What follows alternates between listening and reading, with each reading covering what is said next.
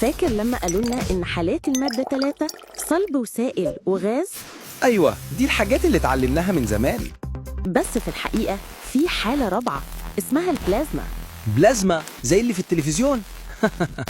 لا يا عم، البلازما دي حالة مليانة طاقة فيها نار وكهرباء زي اللي في البرق أو الشمس.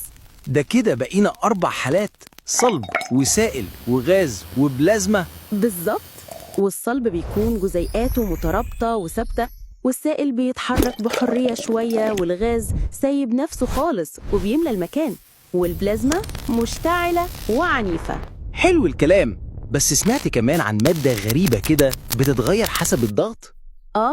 دي المادة غير النيوتونية، لو ضربتها تبقى صلبة ولو سبتها تسيح. إزاي يعني؟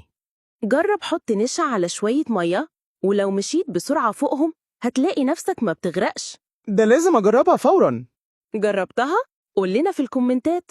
وتابعنا عشان تفهم كل حاجة حواليك. مع مستر عماد. العلوم أسهل وأمتع.